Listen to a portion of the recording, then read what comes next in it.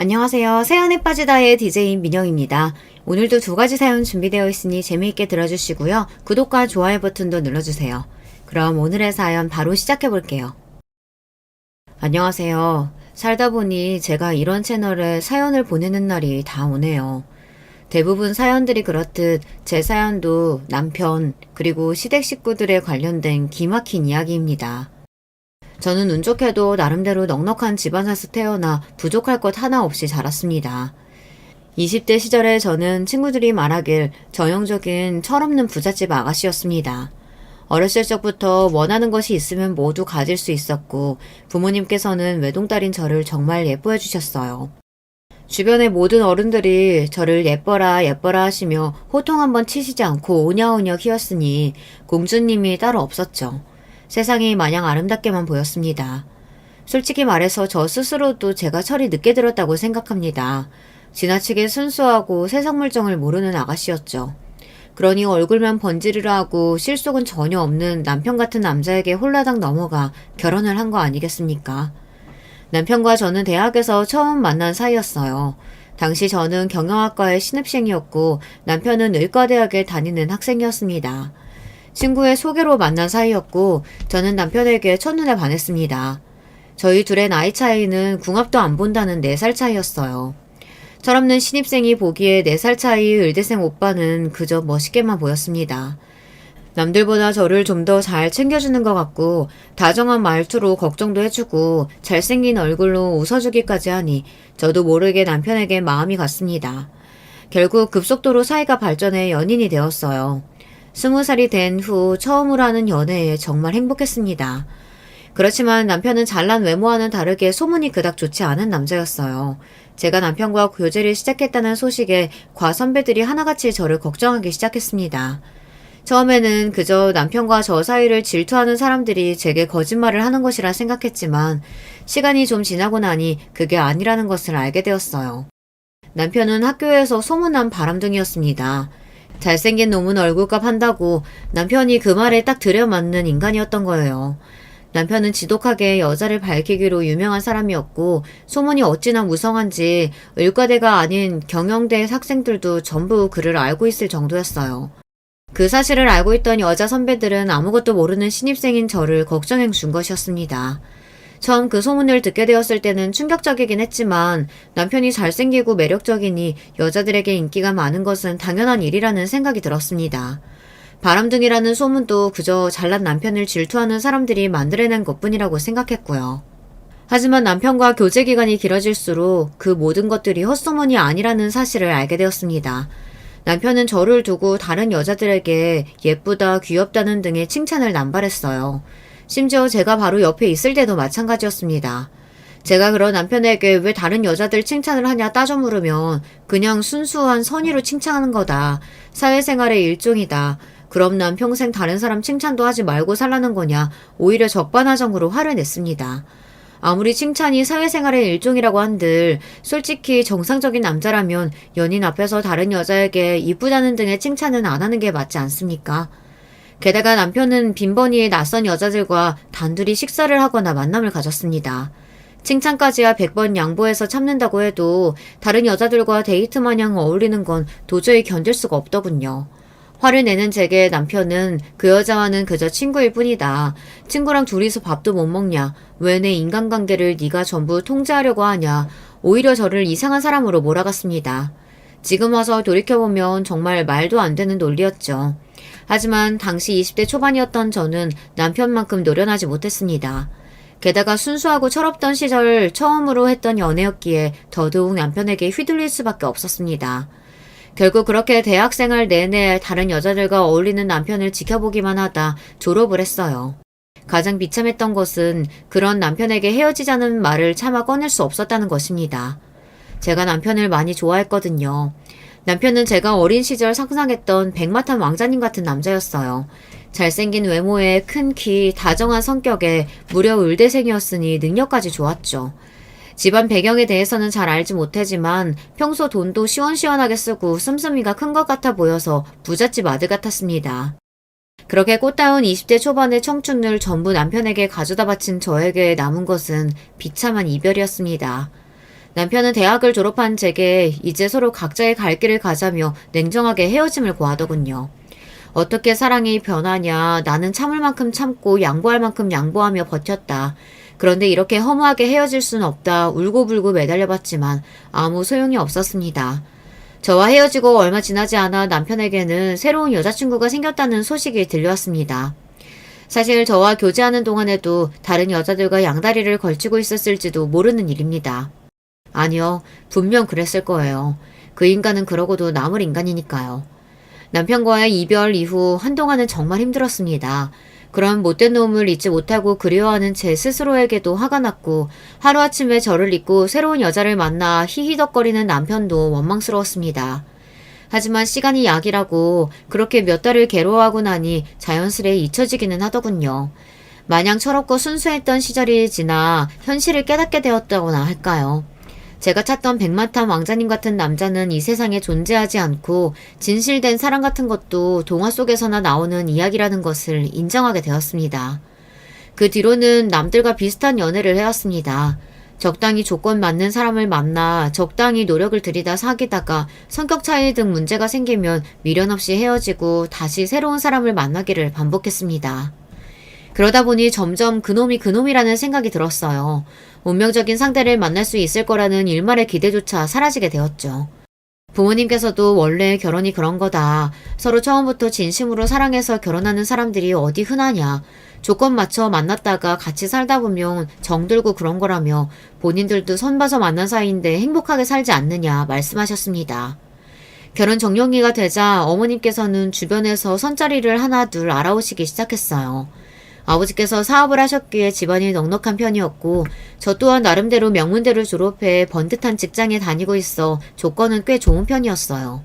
자랑은 아니지만 젊은 시절에는 외모 또한 어디 가서 뒤처지지 않을 정도였습니다. 어머니께서는 사윗감으로 전문직 남성을 원하셨습니다. 의사, 변호사, 검사, 판사, 그 중에서도 가장 원하는 직업은 의사였습니다. 어머니께서 유독 의사 사이에 집착하시는 이유가 있었어요. 저희 친가, 그러니까 아버지 집안은 대대로 의사 집안이었습니다. 증조할아버지, 친할아버지 모두 의사셨고 아버지 위로 한 명 있는 형인 큰아버지께서도 의사셨습니다. 큰아버지의 아들도 의사셨고 친조부모님께서는 아버지께서도 의사가 되길 바라셨어요. 하지만 아버지께서는 어렸을 적부터 의학보다는 사람을 상대하는 일을 좋아하셨고 친조부모님의 반대를 무릅쓰고 사업을 시작해 결국 큰 성공을 거두셨습니다. 물론 사업가로서는 성공했지만 친가에서 아버지는 완전히 찬밥 취급이었습니다. 유서 깊은 의사 집안에서 의사가 아니라 장사치가 나왔다며 무시당하기 일쑤였어요. 그런 가족들의 태도에 어머니께서는 외동딸이었던 저를 꼭 의사로 키우고 싶어 하셨습니다. 하지만 앞서 말씀드렸던 대로 저는 의대가 아닌 경영대에 진학하였고 아버지를 따라 사업과 관련된 공부를 했습니다. 그런 상황에서 어머니께서는 자연스레 사위라도 의사를 데려야 한다는 생각을 하셨던 것 같아요. 그렇지 않고서야 평생 동안을 친조부모님께 의사 타령을 들으며 지낼 것이 뻔했으니까요. 수많은 의사들과 소개팅을 했지만 조건에 딱 맞는 사람을 찾기는 쉽지 않았습니다. 처음으로 만났던 의사는 40대 후반의 남자였는데 몹시 뚱뚱한 체구에 식탐이 많은 사람이었어요. 첫 만남 자리에서부터 메뉴를 서너 개 시키고는 저한테 권하지도 않은 채 그것들을 다 먹어치우는 모습을 보고 바로 이건 아니다 싶었습니다. 두 번째로 만났던 의사는 심각한 허풍쟁이였고 세 번째로 만났던 의사는 알고 보니 숨겨놓은 아이가 있었습니다. 정말 세상에는 상상을 초월하는 상식을 벗어난 이상한 사람들이 많더군요. 그렇게 계속되는 소개팅에 지쳐갈 무렵 자포자기의 심정으로 나간 선자리에서 저는 남편과 재회하게 되었습니다. 이름을 듣고는 설마 했는데 정말 남편이 소개팅 장소에 나와 있었던 것이었어요. 전혀 생각지도 못했던 만남이라 몹시 당황스러운 기분이었습니다. 남편 쪽에서는 상대가 저라는 것을 이미 알고 나왔다고 했습니다. 솔직히 말하자면 그리 반가운 기분은 아니었어요. 물론 좋은 추억도 많았지만 어찌되었던 끝은 비참한 이별이었으니까요. 떨떠름한 저와는 다르게 남편은 자리가 몹시 즐거워 보였습니다. 이렇게 다시 만날 줄은 몰랐다며 이름을 듣자마자 너인 줄 알았다. 너는 시간이 지났어도 하나도 안 변하고 여전히 예쁘다. 천연덕스럽게 이야기를 이어가는데 참 기가 차더군요. 설마 하니 나랑 정말 결혼할 생각으로 나온 건 아닐 테고 왜 나인 걸 알면서도 선자리에 나왔냐 물으니 남편이 어깨를 으쓱하며 말했습니다. 본인은 저하고 결혼할 생각이 있다면서요. 그 말을 들으니 너무나 어이가 없었어요. 그럼 그때 헤어지지 말고 계속 만나지 그랬냐. 냉혈한 사람처럼 그렇게 버리고 갈 때는 언제고 이제 와서 무슨 결혼 타령이냐 언성을 높였습니다. 남편은 그런 제게 진정하라며 사람 일은 언제 어떻게 될지 모르는 거다. 지금하고 그때하고 상황이 같냐. 우리는 지금 서로의 필요에 의해 만난 것이 아니냐 말하더군요.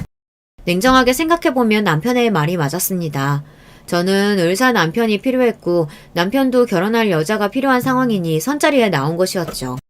저도 나름대로 나쁘지 않은 조건을 가지고 있었지만 계속해서 의사 사위를 고집하려니 선자리에는 점점 이상한 사람들이 나오고 있었습니다.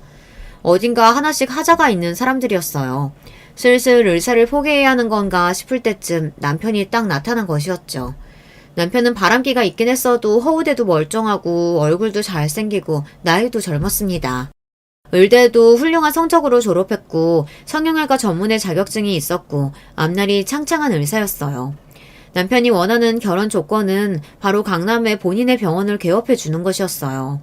그거 하나만 해결된다면 어떤 조건의 여자든 아무 상관이 없다고 하더군요.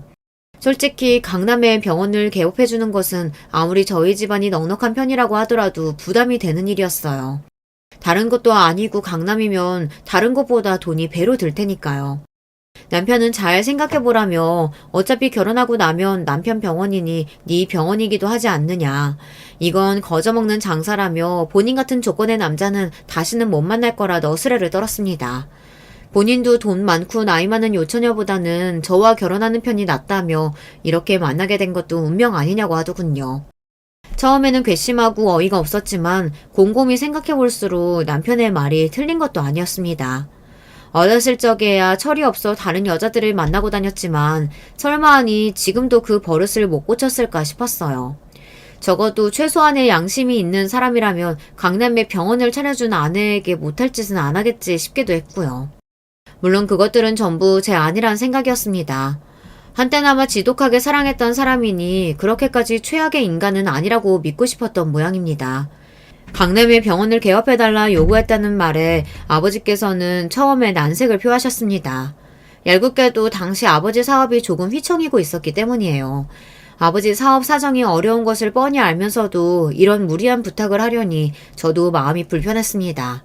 어머니께서는 하자 있는 인간에게 시집 보낼 바에야 조금 무리해서라도 병원을 차려주는 것이 낫다며 어차피 결혼하고 나면 그 병원 사모님 되는 것 아니냐. 집이나 차도 아니고 병원이면 차려주는 게 맞다 아버지를 설득하셨고 그렇게 저희 집안에서는 무리를 해서 남편에게 강남에 병원을 차려주게 되었습니다. 한 가지 의문이었던 건 대학 시절 남편은 분명 명품을 걸치고 다닐 정도로 집안이 넉넉해 보였는데 왜 시댁에서 도움을 받지 않고 병원을 차려준 여자를 찾으러 다닌 걸까 생각이었어요.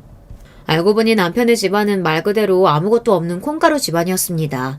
대학 시절 남편이 들고 다녔던 명품들은 전부 본인이 어울려 다녔던 여자들이 선물해 준 것이었고 씀씀이가 커 보였던 것도 전부 여자들에게 뜯어낸 돈으로 부자 행세를 했던 것이었어요. 시아버지께서는 젊은 시절 건축 현장에서 일하시다 지금은 몸이 다쳐 집에서 쉬고 계셨고 시어머니는 식당 일을 하면서 생계를 이어가고 있었습니다. 그마저도 남편이 결혼한 후에는 일을 그만두고 남편이 주는 용돈으로 지내실 예정이라고 하더군요. 남편에게는 3살 터울의 여동생이 하나 있었는데요. 그 여동생이 정말 문제였습니다. 남편을 닮아 번지르르한 외모에 예쁘장하게 생긴 시누이는 성격이 막장 그 자체였습니다. 마인드 자체가 딱 기생충 같다고나 할까요. 뭐든 간에 본인이 열심히 일해서 스스로 벌어먹고 살 생각은 없고 언제나 남들에게 빌부터 사는 인간이었어요. 대학 시절에는 돈 많은 남자 옆에서 살랑살랑 꼬리를 치며 명품이며 용돈을 받아 써왔고 대학을 졸업한 후에는 마땅한 직업을 갖지 않고 여전히 본인의 예쁜 얼굴을 무기 삼아 미래에 대한 계획이고 뭐고 아무것도 없이 탱자탱자 놀고 있었습니다. 어쩜 남매가 하는 짓이 그리도 똑같은지요. 남편은 그나마 의대를 졸업하기라도 했지 시내에는 반반한 얼굴 빼고는 봐줄 만한 조건이 아무것도 없었습니다. 예쁜 얼굴 좋죠. 그렇지만 그 얼굴 평생 유지되는 것은 아니지 않습니까? 적어도 혼자서 밥벌이 정도는 할 만한 능력이 있어야 성인이라고 말할 수 있는 거잖아요. 신우이는 정말 몸만 컸지 머리는 여전히 애가 따로 없었습니다. 남편은 그런 신우이도 여동생이라고 매달 꼬박꼬박 용돈을 줬어요. 그것도 한두 푼이 아니고 몇백만 원 돈을 턱턱 내주더군요. 아무리 한심해도 고슴도치도 지 새끼는 예쁘다고 아주 감싸고 돌았습니다. 아무튼 신우이 얘기는 뒤에 가서 더 자세히 하도록 하고 남편의 집안이 생각보다 더 막장이라는 것을 알게 됐지만 이미 결혼 준비는 시작한 뒤였어요. 강남 성형외과 개업 준비도 착착 진행되고 있었고 식장과 날짜까지 나와 청첩장도 돌린 후였습니다. 남편의 바람기며 시댁 식구들이며 이것저것 걸리는 것이 많았지만 애써 긍정적으로 생각하려 했습니다. 무엇보다도 의사 사이를 얻게 되어 너무나 기뻐하시는 어머니를 보니 자잘한 문제들은 상관없다는 생각이 들었습니다. 친조부모님께서도 의사 사이를 드렸다는 말에 눈에 띄게 반색하시며 드디어 집안꼴이 제대로 돌아간다 좋아하셨어요. 남편이 겉으로 보기엔 번지르르하고 허우대도 멀쩡하고 어른들께도 싹싹하니 잘하는 성격이라 친조부모님께서는 사위 한번 잘 드렸다며 칭찬을 쏟아내셨죠. 그렇게 남편을 몹시 예뻐하셨습니다. 그런 모습을 보니 결혼 후 생길 자잘한 문제들은 제가 알아서 잘하면 된다는 생각이 들었습니다. 아주 오만한 생각이었죠. 남녀 사이의 결혼은 둘의 만남이 아니라 집안끼리의 만남이라는 것을 깨닫지 못하고 있었던 거예요.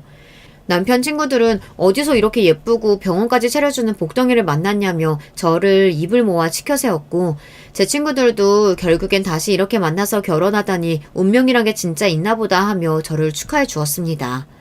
그때까지만 해도 정말 남편과 잘 살 수 있을 거라 생각했어요.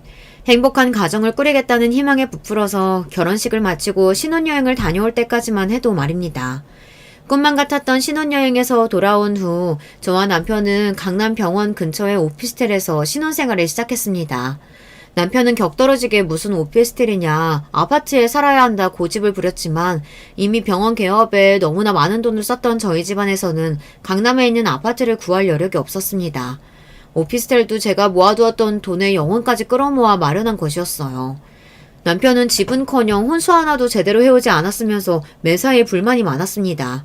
남들한테는 엄청난 부잣집 딸과 결혼했다고 떵떵거리며 자랑이란 자랑은 다 해놓았는데 오피스텔에 산다는 것을 들키면 얼마나 망신이겠냐며 적반하장으로 제 탓을 하더군요. 신혼 초부터 남편과 언성을 높이며 싸우고 싶지 않았기에 여기서 조금만 지내다 아버지 회사 사정이 다시 좋아지면 부탁드려 보겠다 어찌저찌 이야기를 마무리했습니다. 얼마 후 남편의 성형외과가 개업을 하게 되었고 감사하게도 주변 분들이 많이 찾아주신 덕에 점점 손님들이 늘어나게 되었습니다. 강남의 입지 좋은 곳에 개업한 병원이니 손님이 적기도 어려웠었지만 날이 갈수록 입소문을 타고 손님들이 줄을 서서 찾아올 정도가 되었어요. 남편도 눈꽃을 새 없이 바쁘게 되었습니다. 병원에서 밤을 새고 돌아오는 날이 잦아졌고 아무리 병원 일이 바쁘다지만 이렇게까지 바쁠 일인가 싶더군요. 병원 일에 대해서는 잘 모르지만 솔직히 원장이 바쁘면 얼마나 바쁘다고 며칠을 내리 연속으로 야근을 하나 싶었습니다. 다른 사람도 아니고 바람기가 다분한 남편이다 보니 자연스레 의심이 들 수밖에 없었어요. 그동안은 바빠서 그런 거겠지 하고 넘기려고 했지만 의심을 무턱대고 덮어둔다고 사라지진 않았습니다. 설마 결혼한 지 얼마나 됐다고 벌써 바람을 피겠어 싶은 마음도 있었어요. 남편과의 사이가 그리 나쁘지도 않았고요. 남편은 20대 초반에 연애를 하던 시절처럼 제게 다정했고 외모 관련된 칭찬도 많이 했습니다. 남들이 보기에는 사이가 좋다 못해 꿀이 떨어지는 부부였고요. 그랬기에 더더욱 남편의 외도를 의심하지 않으려 애썼던 것 같습니다. 내 앞에서 저렇게 다정하고 착한 남편처럼 구는 사람이 뒤로는 다른 여자들을 만나고 있다는 사실을 알게 되면 정신적 충격이 너무나 클 것 같았어요. 애써 현실을 부정하고 외면하려 노력하고 있었던 것이었어요. 그날도 남편이 야근한다며 집에 늦게 들어가겠다고 연락을 해왔고 저는 알겠다 답을 해놓고서 남편 몰래 병원으로 향했습니다. 야근을 한다던 남편의 말과는 다르게 병원은 불이 다 꺼져 있었어요. 문까지 잠겨 있었습니다. 나한테 거짓말을 했구나. 친구들과 술을 마시러 갔나 아니면 다른 여자를 만나러 간 건가 여러 생각들이 들 때쯤 뭔가 이상한 촉이 왔습니다. 병원 안에 사람이 있는 것 같다는 생각이었어요. 아무런 근거도 없었지만 느낌이 그랬습니다. 왜 여자들만의 촉이 있다고들 하지 않습니까? 딱 그런 기분이었어요. 비밀번호를 누르고 어두운 병원 안으로 들어서자 인기척은 전혀 느껴지지 않았어요. 그렇게 굳게 닫혀진 원장실 문틈으로 아주 미세한 빛이 새어나오고 있었습니다. 그 순간 여러 가지 생각이 들었습니다. 저 원장실 안에 남편이 혼자 남아 일을 하고 있을까? 아니면 내가 생각하는 최악의 상황이 벌어지고 있을까? 제발 후자가 아니기를 바라며 떨리는 마음으로 원장실 앞으로 다가갔습니다. 문을 열어보지 않아도 알 수 있었어요. 원장실 안에서는 여자 목소리가 새어나오고 있었습니다. 그것도 평범한 목소리가 아니었어요. 다시 생각해봐도 피가 거꾸로 솟는 기분입니다. 여자의 간드러진 신음소리와 책상이 부딪히는 소리가 들려왔고 그 자리에 발이 딱 박혀버린 듯 몸이 움직이지 않았습니다. 문을 열어 제끼고 시원하게 쌍욕을 쏟아부을까, 여자의 머리채를 잡고 미친 사람처럼 난동을 피울까, 남편의 뺨을 갈겨버릴까 한참을 고민했습니다. 그렇지만 그 어느 것도 실행할 용기가 나지 않았어요. 제가 남편의 외도 사실을 알게 된다면 남편이 오히려 적반하장으로 나올 것 같다는 생각이 들었습니다. 지금은 그나마 사이좋은 부부의 허울을 유지하고 있지만 제게 외도를 들킨 후로는 대놓고 여자를 만나고 다니지 않을까 하는 생각이었습니다. 제가 아는 남편은 그러고도 남을 인간이었어요. 제가 그 문을 열고 들어가 미친 사람처럼 달려든다고 해도 얼굴색 하나 변하지 않고 그러게 왜 굳이 병원을 찾아와서 이 긁어부스럼을 만드냐, 서로 몰랐으면 좋았을 일 아니냐 뻔뻔하게 나올 인간이었습니다. 그 생각을 하니 도저히 원장실 문을 열 수가 없었습니다. 그 미개한 모습을 제 두 눈으로 볼 자신도 없었고요. 한참을 그 문 앞에 서 있다 다시 몸을 돌려 조용히 병원을 빠져나왔습니다. 그 일이 있은 뒤로 남편을 전처럼 대하기가 어려웠어요. 저도 모르게 까칠하게 대하게 되고 매사에 의심부터 하게 되었습니다.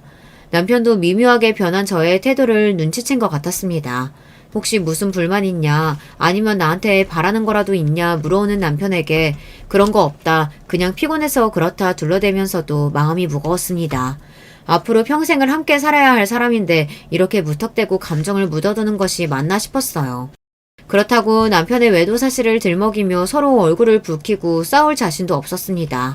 결혼 전 자잘한 문제들을 스스로 해결할 수 있을 거라고 생각했던 오만한 자신에게 후회도 들었습니다.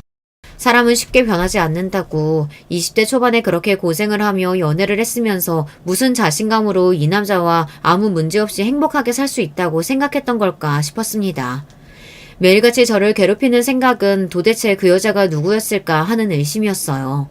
남편의 주변에는 여자들이 참 많았습니다. 당장 병원만 해도 예쁘고 젊은 간호사들이 수두룩했어요.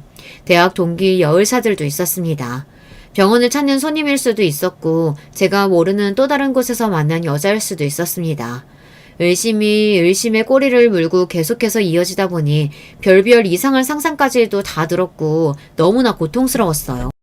남편이 간호사와 이야기하는 모습만 봐도 그때 그 여자가 저 간호사는 아닐까, 저 불려시 같은 년이 내 남편을 꼬신 건 아닐까 하는 비이성적인 생각까지 들었습니다. 제 이런 의심을 눈치채기라도 한 건지 남편은 한동안 야근도 하지 않고 집에 제 시간에 꼬박꼬박 잘 들어왔어요. 다른 여자를 만나는 것 같은 정황도 보이지 않았고요. 시간이 좀 흐르자 제가 의부증에 걸려 그때 헛것이라도 들은 게 아닌가 싶을 정도였어요. 남편은 너무나 가정적이고 다정한 남편이었고 병원 간호사들도 모두 입을 모아 저런 완벽한 남편이 어디 있냐며 잘생기고 아내만 바라보고 능력까지 좋은 남편이라니 사모님은 너무 좋으시겠다 남편을 치켜 세웠습니다. 남편이 별다른 의심이 갈 만한 행동을 하질 않으니 점점 마음이 안정되어 갔습니다. 나중에는 그날 밤의 일이 헛것이 아니라 사실이었다 하더라도 하룻밤의 불장난 정도는 눈 감고 넘어가 줄 수 있다는 생각까지 들 정도였어요. 그만큼 남편은 가정에 충실했고 저희 가족들에게도 잘했습니다. 처음에는 강남의 병원을 개업해달라는 요구에 남편을 속물처럼 생각하셨던 아버지께서도 어른들께 싹싹하니 잘 대하는 남편을 보며 생각보다는 괜찮은 놈인 것 같다고 넌지시 칭찬을 건네시기도 했어요. 상황이 그렇게 흘러가니 지금처럼만 가정에 충실하고 다정한 남편 역할을 잘한다면 남편이 저를 속이고 뒤로 여자 하나 둘 만나고 다니는 것 정도야 참고 살 수 있다는 생각이 들었습니다.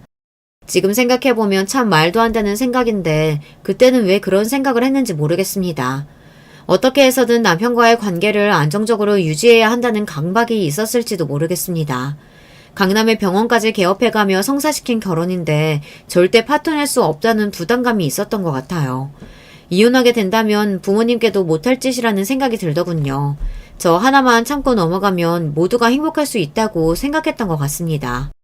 그러나 저희 결혼 생활에 닥친 시련은 남편의 바람기뿐만이 아니었습니다.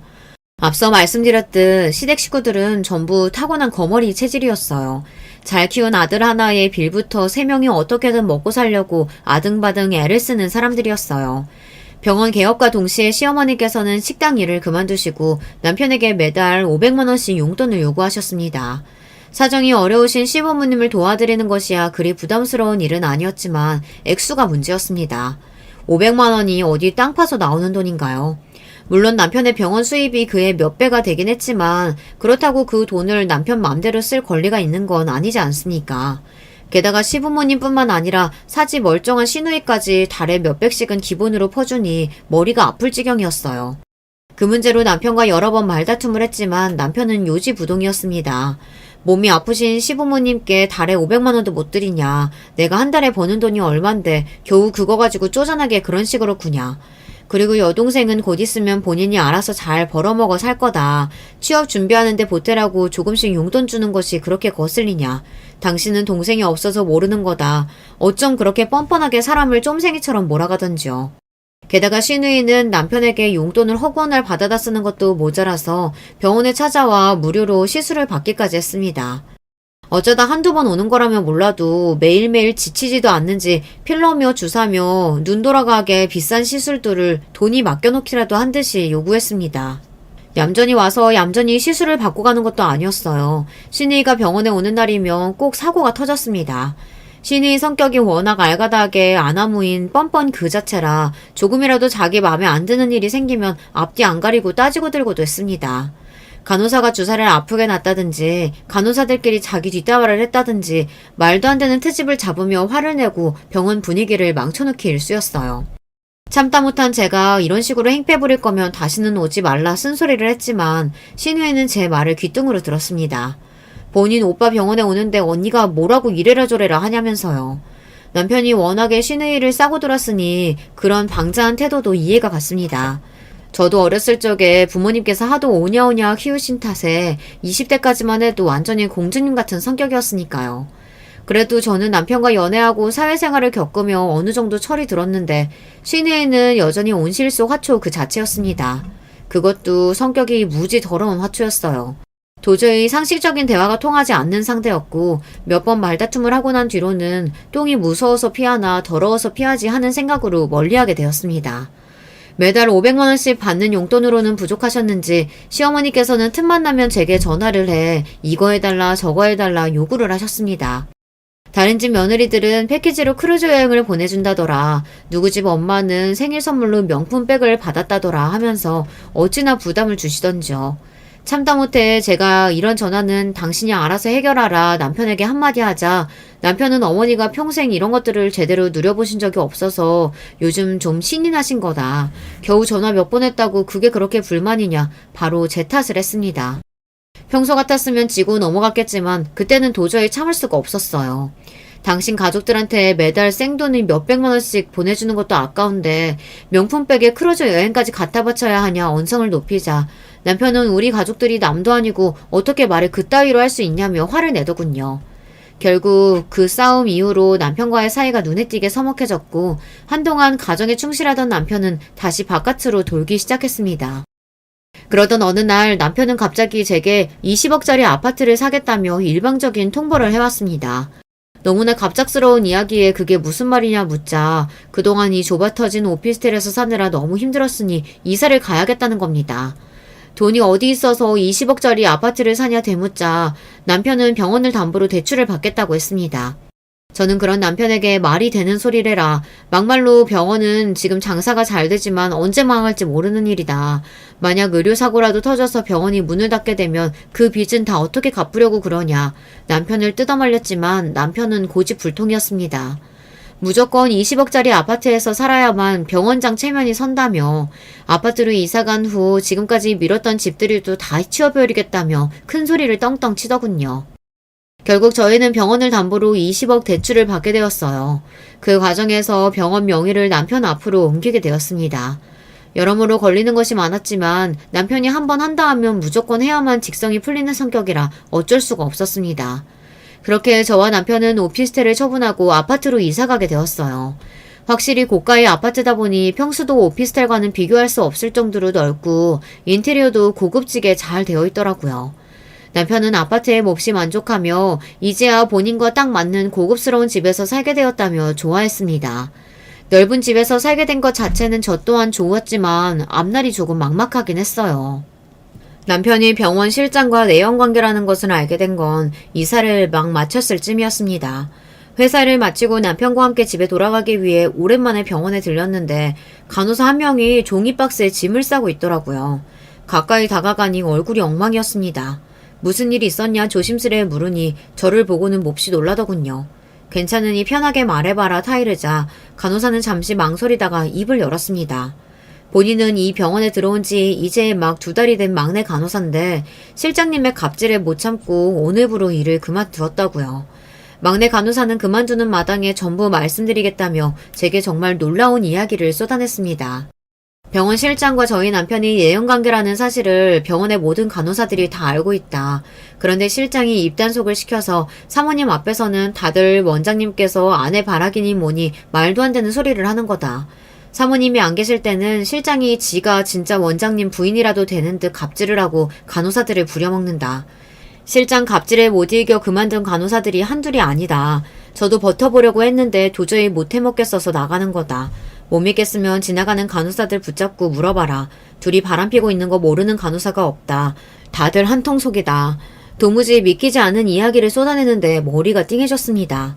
집에 돌아오는 길 내내 그날 밤의 일이 떠올랐습니다. 원장실에서 남편과 함께 있었던 그 여자가 그럼 병원 실장이었겠구나.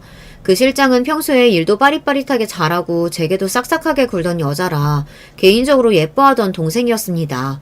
뒤에서 남편과 그렇게 더럽게 붙어먹고 있는 줄도 모르고 명절이면 보너스를 챙겨주고 병원에 들릴 때마다 안부를 물으며 가까이 지냈었다니. 그 여자가 속으로 저를 얼마나 비웃고 무시했을지 정말 천불이 나는 기분이었어요. 그러나 그 사실을 알게 되었다고 해서 제가 할 수 있는 일은 없었습니다. 앞서 말씀드렸듯 남편에게 제가 둘의 외도 사실을 알고 있다고 말을 꺼내면 허울뿐이나마 유지됐던 부부관계가 완전히 파탄이 날 것 같았고 당시에 저는 어리석게도 그게 너무나 두려웠습니다. 게다가 이미 병원 명의도 남편 앞으로 돌려놓은 마당에 이혼을 하게 되면 겨우 위자료 몇천만 원이나 받고 헤어지게 되는 것 아닌가. 내가 둘 사이에서 사라져주면 둘이 재혼해서 행복하게 살게 만들어주는 꼴이 아닌가 싶은 생각이 들더군요. 그렇게 괴로운 마음으로 시간을 보내던 와중 저는 우연히 여고 시절 동창을 만나게 되었습니다.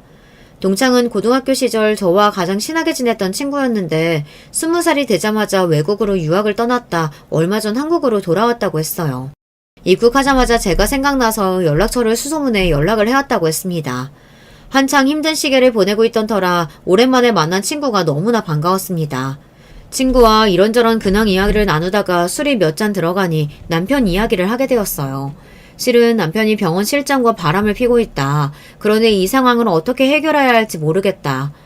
제 이야기를 전부 들은 친구는 몹시 화를 내며 세상에 그런 쓰레기 같은 인간이 다 있냐며 본인이 도와줄 테니 걱정 말라 저를 위로해 주었습니다. 걱정해주는 마음은 고마운데 네가 어떻게 날 도울 수 있냐 물으니 친구는 자기가 다 계획이 있으니 본인이 시키는 대로만 하라고 하더군요. 친구가 제게 시킨 것은 본인이 병원에 드나들어도 절대 아는 척하지 말 것, 남편과 실장 사이를 이간질 시킬 만한 행동을 할 것, 이 2가지였습니다. 다음날부터 친구는 제게 예고했던 대로 병원에 드나들기 시작했습니다. 화장을 진하게 하고 명품으로 쫙 빼입은 친구는 누가 봐도 잘 사는 집 아가씨처럼 눈길을 끌었습니다. 친구는 항상 꼭 집어서 원장님께 상담 시술을 받기를 원했고 미인계의 약한 남편은 홀라당 친구의 계력에 넘어가고 있는 듯 했습니다. 그즘 저는 남편에게 은근슬쩍 실장이 남자친구가 생긴 것 같다. 저번에 병원 지하주차장에서 봤는데 웬 모르는 남자랑 다정하게 껴안고 그 남자 차를 타고 가더라. 거짓 소문을 흘렸고 실장에게는 남편이 실장 말고도 어울리는 여자가 많다는 듯한 분위기로 이야기를 꺼냈습니다. 연애 시절부터 하도 바람기가 심해서 이제는 거의 포기하고 살고 있다면서요. 솔직히 계획을 실행하면서도 반신반의였습니다. 아무리 그래도 남편이 이렇게 얕은 수에 쉽게 넘어올까 생각이 들었거든요. 하지만 남편은 제 생각보다 더 단순하고 멍청한 인간이었나 봐요. 친구는 남편 앞에서 본인이 엄청난 부잣집 딸이지만 아직까지 운명의 짱을 만나지 못해 결혼을 못한 여자인 척 이야기를 흘렸고 본인 앞으로 물려받을 재산만 몇백억이 된다는 거짓말을 했다고 합니다. 친구가 입고 다니는 명품이며 끌고 다니는 비싼 차를 보고 남편은 그 거짓말을 홀라당 믿어버린 것이었어요. 친구는 저처럼 제법 넉넉한 집안에서 태어나 자란 부잣집 아가씨이긴 했지만 물려받을 재산이 그 정도로 많은 재벌은 아니었습니다. 전부 남편을 꼬여내기 위한 거짓말이었고 친구는 본인과 결혼하면 남편에게 병원 2호점, 3호점을 개원해주고 지금 살고 있는 20억 아파트보다 더 큰 아파트로 이사갈 수 있게 해주겠다 살살 바람을 불어넣었다고 합니다. 만나고 있는 실장도 다른 남자가 생긴 것 같고 아내는 요즘 들어 본인을 의심하는 눈치고 그렇지 않아도 이사를 하며 20억이라는 빚이 생겼는데 이게 웬 떡이냐 싶었던 남편은 바로 그 미끼를 물어버렸습니다. 그렇게까지 멍청한 인간이라고는 생각을 못했는데 너무나 쉽게 덫에 걸려들어 허무해질 정도였어요. 남편은 실장과의 관계를 정리하고 실장을 칼같이 잘라버렸고 친구에게 저와 이혼을 하고 오겠다고 약속했습니다. 친구에게 미리 전해들어 알고 있던 소식이었지만 얼굴색 하나 변하지 않고 제게 이혼을 요구하는 모습을 보니 그래도 지난 시간 동안 살 부대끼고 살아온 정이 있는데 이 남자는 정말 나를 털끝만큼도 사랑하지 않았구나 싶어 비참한 기분이더라고요. 이혼을 요구하는 남편에게 지금 살고 있는 아파트 명의 그리고 달려있는 20억치 빚을 깔끔하게 변제한 후 병원 명의도 다시 제 앞으로 돌려놓아라 요구했습니다. 저와 이혼하고 수백억대 자산가의 딸과 결혼할 생각에 신이 났던 남편은 그러하겠다 약속했고 얼마 지나지 않아 돈을 어디서 구해야 하는지 정말 20억 빚을 깔끔하게 갚고 모든 명의를 제 앞으로 돌려놓았더군요. 서류들을 보니 속이 시원하다가도 마음이 씁쓸했습니다. 그렇게 이혼 도장을 찍어주고 저와 남편은 완전히 남남이 되었어요. 그 뒤로 저희 남편, 아니 이제는 전 남편이 되어버린 그 남자가 어떻게 되었을지는 안 봐도 뻔하시죠. 이혼 도장이 찍힌 서류를 당당히 들고 친구에게 돌아간 남편은 대차게 퇴짜를 맞았습니다. 친구는 그동안 당신같이 여꺼운 인간 얼굴 보면서 사탕 발린 말하느라 비위상해 죽는 줄 알았다며 사람이 주제를 알아야지 어디 쥐뿔도 없는 인간이 나 같은 여자랑 결혼하려고 했냐 말을 싹 바꾸고 남편을 쫓아냈다고 합니다. 너무나 당황한 남편이 친구에게 매달리며 갑자기 왜 이러냐 본인이 잘하겠다 손이 발이 되도록 빌었지만 친구는 그런 남편을 비웃을 뿐이었습니다. 갑작스레 태도를 바꾼 친구의 무언가 이상하다 느낀 남편은 그제서야 친구의 뒷조사를 했고 친구가 저와 친구 사이라는 것을 어떻게 알게 되었는지 그 길로 저를 찾아왔습니다.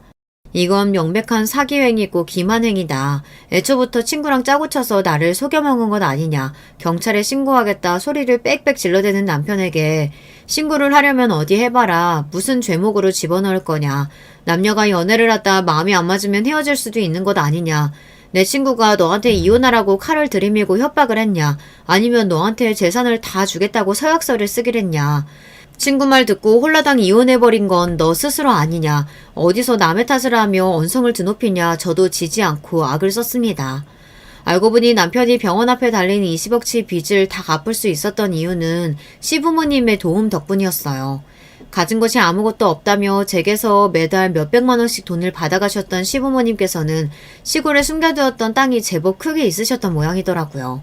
그 땅을 담보 잡아 20억 대출을 받았던 것이었습니다.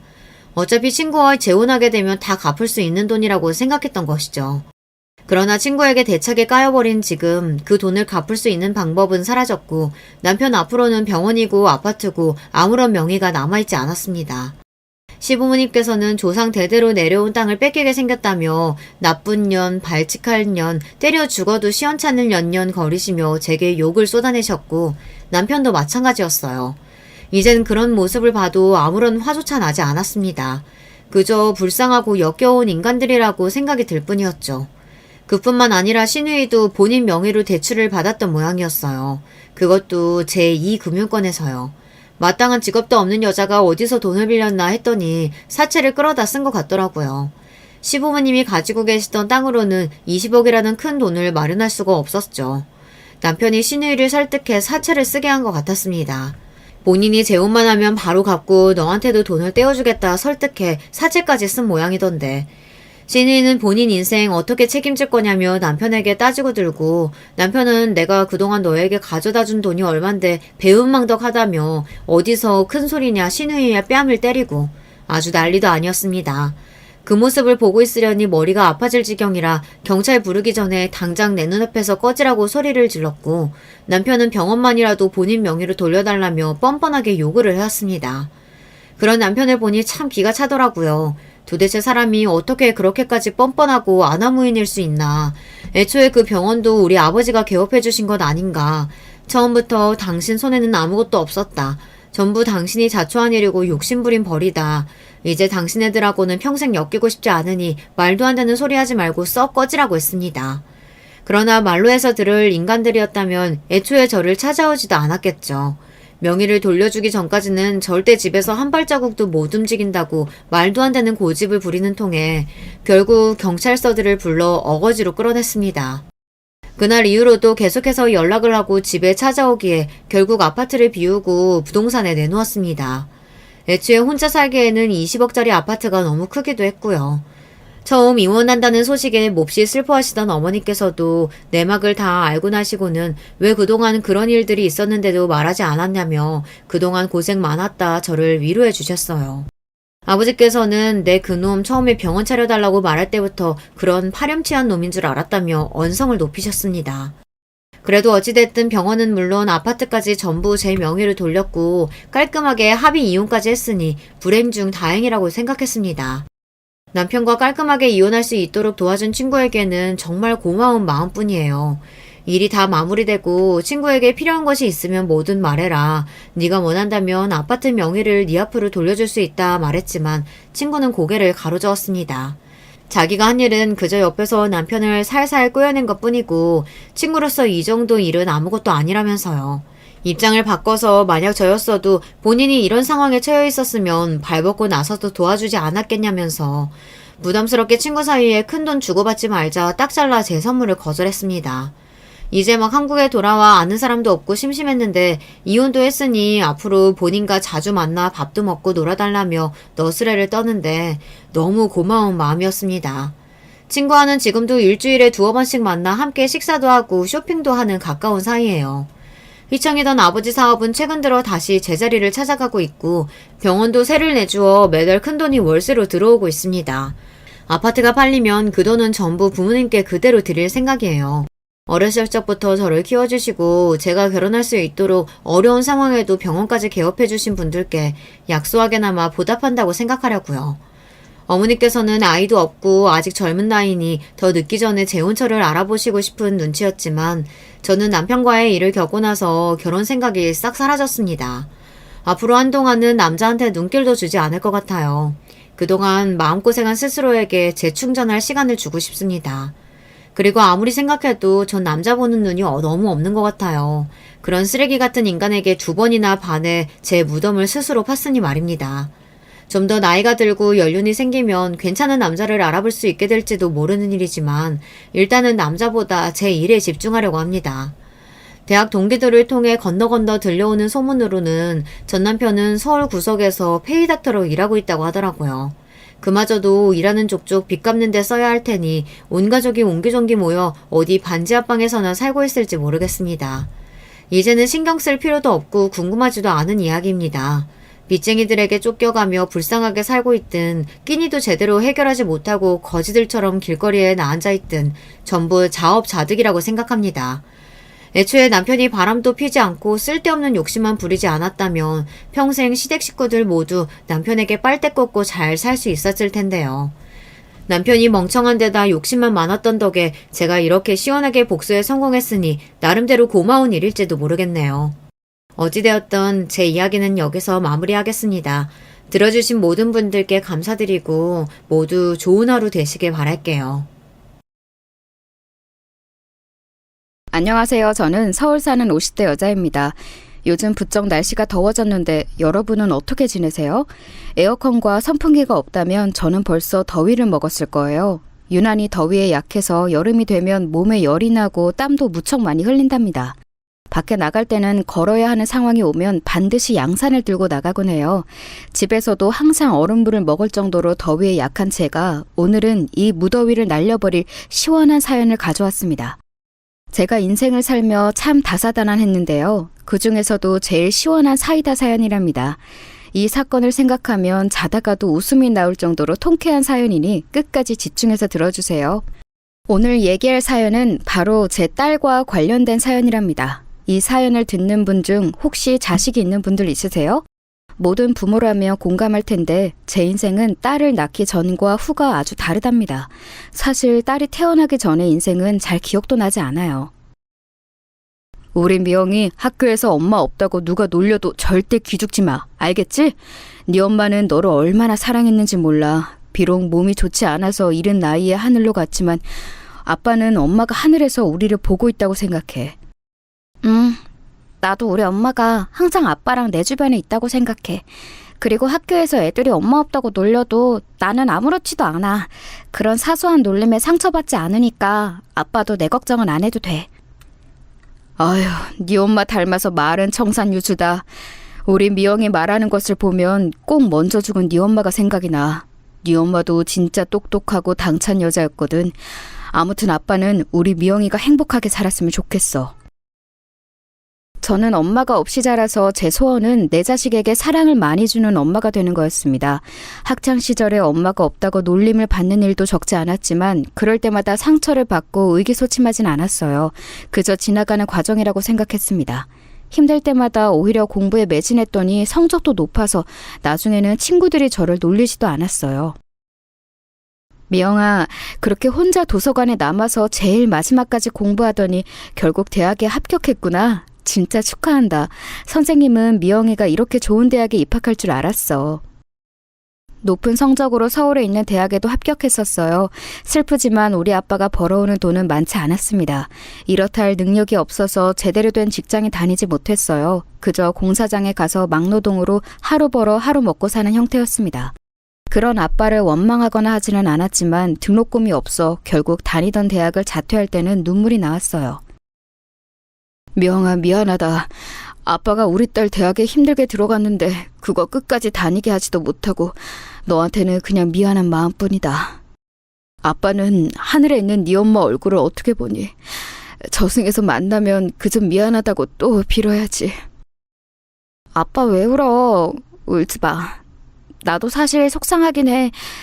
그래도 어쩔 수 없잖아. 우리가 돈이 없는데 내가 공부하겠다고 대학에 간 것부터가 사치였어. 빚도 많은데 돈을 벌 생각을 해야지 무슨 공부야. 대학을 돈 때문에 자퇴한 저는 바로 공장에 들어갔어요. 가발을 만드는 공장이었는데 몸이 매우 힘들었습니다. 그런데 몸이 힘드니까 머릿속으로 아무 생각을 하지 않아서 좋더라고요. 공장을 다니니 확실히 돈이 생겨서 빚도 차츰 갚아나갔어요. 아빠랑 먹고 싶은 음식도 많이는 아니어도 월급날이 되면 먹을 수 있었습니다. 그렇게 공장에서 일하며 청춘을 보내던 도중 과연 결혼할 수 있을지 의문이 들었어요. 당장 이렇게 아빠와 겨우 살아가는데 누가 나랑 결혼할지 궁금했습니다. 그런데 이런 생각도 사치였어요. 왜냐하면 아빠가 갑자기 암에 걸리셨거든요. 미영아, 아빠가 너한테 인생에서 빚진 게 너무 많다. 우리 미영이 어려서부터 엄마 없이 자라게 한 것도 미안한데 이렇게 아파서 병원비가 벌써 얼마니. 부모가 제대로 역할도 못해줘서 너무 미안해. 아빠한테 만약 큰 수술이 필요하다고 하면 그냥 안 한다고 해. 아빠는 나 때문에 우리 딸이 힘들어하는 거 절대 못 참아. 그걸 말이라고 해? 내가 왜 이렇게 대학도 자퇴하고 공장에 들어가서 개같이 돈 버는데? 그거 다 아빠랑 행복하게 살려고 그러는 거잖아.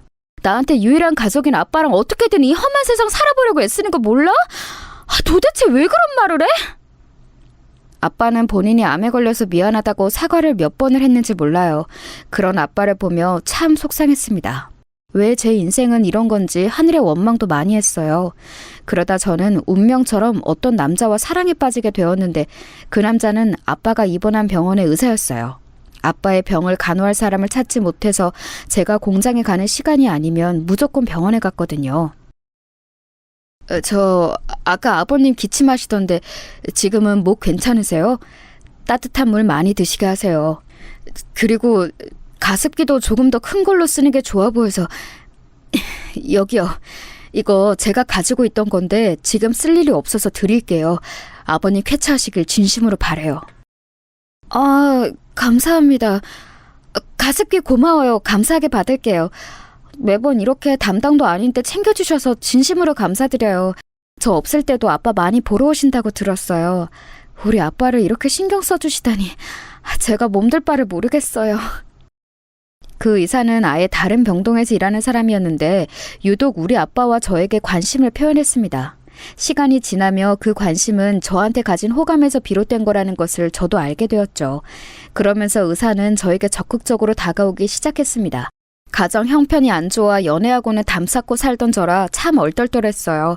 친구도 없고 오로지 제 인생에서 아빠밖에 없던 시절이라 그런 의사의 존재가 참 고마웠습니다.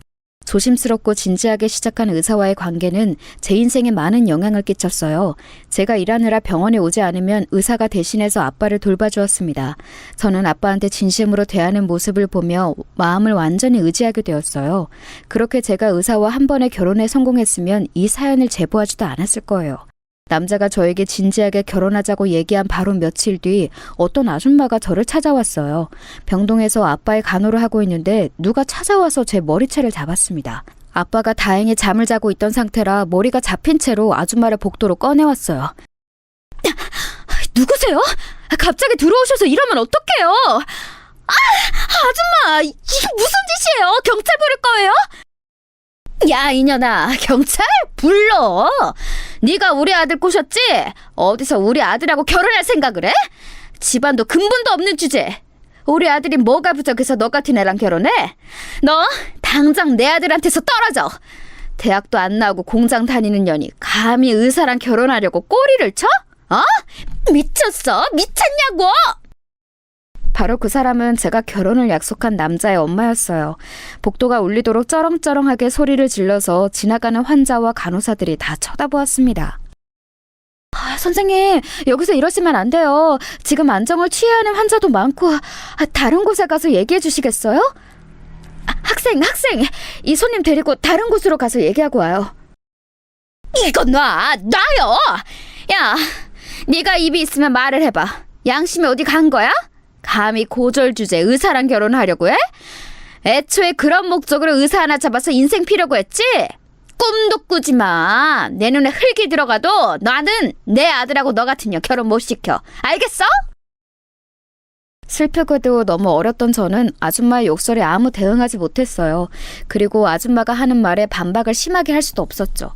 누가 봐도 의사와 고졸 출신 공장에서 일하는 사람은 맞지 않잖아요.